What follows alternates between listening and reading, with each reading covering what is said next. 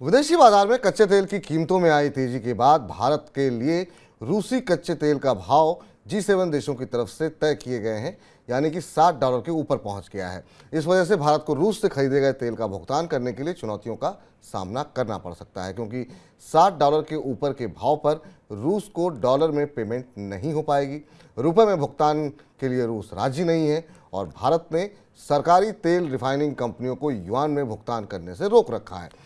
इसके अलावा यूएई के बैंक भी दिरहम में भुगतान के लिए भारत के साथ ज़्यादा सहयोग नहीं कर रहे हैं। इस बीच विदेशी बाजार में ब्रेंट क्रूड का भाव $81 तक पहुंच गया है, जो करीब 3 महीने का ऊपरी स्तर है। सर, रूस का तेल महंगा हो रहा है और इसके भारत के लिए अब बड़ी चुनौतियां क्या कुछ सामने आपको दिखाई दे रही हैं?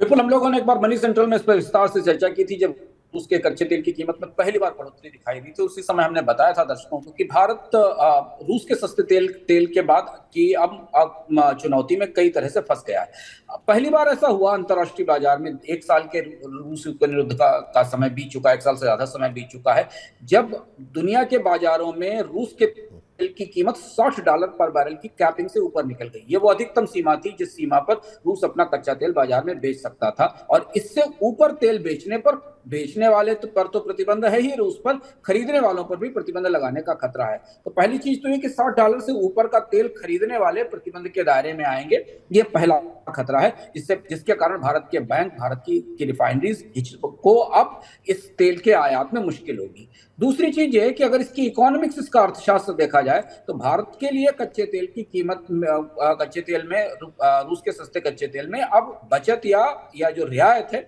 वो लगातार घटती जा रही है $60 से ऊपर की कीमत बढ़ने के बाद। अब भारत की रिफाइनरीज के लिए, भारत के आयातकों के लिए उतना फायदा इस तेल के आयात में नहीं बचा। दूसरी बड़ी चुनौती है, और जो तीसरी बड़ी चुनौती सस्ते कच्चे तेल के साथ दिखाई दे रही है वो दूसरी तरफ बन रही है, क्योंकि रूस और सऊदी अरब अब मिलकर इस बात पर सहमत हो गए हैं कि अंतर्राष्ट्रीय बाजार में कच्चे तेल की कीमतों को गिरने ना दिया जाए, बावजूद इसके कि चीन की अर्थव्यवस्था में मांग नहीं है। और इसलिए आज आपको ने बताया कि कच्चे तेल की कीमत $80 पर बैरल से ऊपर निकल गई है, जबकि दुनिया की अर्थव्यवस्थाओं में मंदी के संकेत गहरा आ रहे हैं। तो रूस अब कच्चे तेल की कीमत ऊपर करना चाहता है। पहले रूस इस बाजार को अंडरकट कर रहा था सस्ता तेल बाजार में डालकर, और ये भारत की अर्थव्यवस्था के लिए गहरी चुनौती इसलिए है क्योंकि इस समय हम वैसे भी खाद्य महंगाई के दौर में प्रवेश कर रहे हैं, जहां खाद्य महंगाई आने वाली है।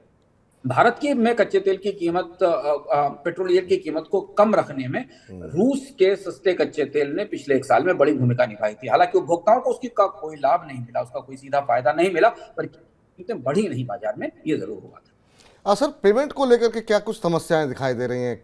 क्योंकि डॉलर को लेकर के रुपये में पेमेंट हो नहीं पा रहा है, दिरहम में हो नहीं पा रहा है, क्या कुछ बड़ी समस्याएं हैं सर यहाँ पेमेंट को लेकर के? अब विपुल, दूसरी समस्या पेमेंट को लेकर है। रूस ने पिछले इस साल अप्रैल मई में ही ये कह दिया था कि वो अब कच्चे तेल का पेमेंट रुपए में नहीं लेगा। विस्तार से अगर हम समझें तो भारतीय रुपए का रूस के लिए कोई इस्तेमाल नहीं, क्योंकि रूस उसका इससे दूसरी कोई चीज खरीद नहीं सकता है। भारत का रूपी रूबल ट्रेड, जो कि मूलतः तेल के लेन देन पर आधारित था, उससे रूस ने बाहर निकलने का फैसला कर लिया था। रूस के विदेश मंत्री जब भारत आए थे शंघाई कोऑपरेशन काउंसिल की पिछली वाली बैठक में, तब उन्होंने ये भी कहा था कि जो भारत ने रुपए में पेमेंट किया उसका कोई इस्तेमाल नहीं, वो भारत के बैंकों में ही पड़ा हुआ है। तो जब तक $60 के नीचे की परिस्थिति थी, तब तक तो दिरहम में पेमेंट किया भी जा सकता था, युआन में भी पेमेंट किया जा सकता था। अब जैसे ही कच्चे तेल की कीमत $60 से ऊपर निकली है, दुनिया का कोई भी बैंक आगे बढ़कर इस पेमेंट पर, इस रेट पर तेल खरीदने के लिए भारत की एजेंसियों को या भारत की कंपनियों को पैसा देने को तैयार नहीं होगा, क्योंकि उसके प्रतिबंध के दायरे में आ जाने का खतरा है। तो पहली चीज तो ये कि जैसे ही ये $60 से ऊपर निकलता है, वैसे ही खतरा है प्रतिबंध लगने का। भारत के बैंक ही तैयार नहीं होंगे, क्योंकि उन्हें अंतर्राष्ट्रीय प्रतिबंधों का डर है। दुनिया के कई सारे देशों में उनके कारोबार हैं और उन देशों में अगर प्रतिबंध लगता है तो उनके कारोबारी हित प्रभावित होंगे। भारत इसके लिए दिरहम का इस्तेमाल कर रहा था। जैसे ही ये $60 से ऊपर निकला, तो जो दिरहम देने वाले अमीरात के बैंक थे या अरब के बैंक थे, वो भी अब इस बात से हिचक रहे हैं कि वो आगे पैसा दे पाएंगे। युआन का अभी इस्तेमाल भी तब तक किया जा सकता है, हालांकि युआन को लेकर भारत का अपना रिजर्वेशन है, आग्रह है कि भारत युआन में पेमेंट नहीं करेगा कूटनीतिक कारणों से। लेकिन विपुल, युआन में भी पेमेंट $60 से नीचे ही किया जा सकता है। $60 से ऊपर पहुंचने के बाद तो प्रतिबंध की सीमा आ जाती है, जिस सीमा में खरीदा गया तेल भारत के बैंकों के लिए रिफाइनरीज के लिए कई तरीके की अंतर्राष्ट्रीय मुश्किलें ला सकता है। और इसलिए भुगतान और कीमतें ये दोनों को मिलकर ऐसा लगता है कि रूस के कच्चे तेल में का जो पूरा प्रयोग था 1 साल का, अब वो जाकर कहीं बड़े मुश्किल में फंस गया है। अब सर इस विषय पर आखिरी प्रश्न ये है कि अब जैसा आपने बताया कि अलग अलग मुद्राओं में मुश्किलें आ रही हैं, अगर रुपए में भी पेमेंट नहीं हो पाता है तो फिर रास्ता बचता क्या है? कोई रास्ता यहाँ पर दिखाई दे रहा है? भारत को रूस का कच्चा तेल आयात करना कम करना पड़ेगा। और हमने बताया था कि जून के महीने में भारत में रूस के कच्चे तेल के आयात में कमी आई थी। तो कई तरह से रूस का कच्चा तेल अचानक जो वरदान था वो समस्या बन गया। 1 साल पहले जो भारत के लिए एक अवसर था, वरदान था, वो अचानक 1 महीने के भीतर कई तरह से समस्या बन गया। तो अब भारत को कच्चे तेल के दूसरे बाजार ढूंढने पड़ेंगे।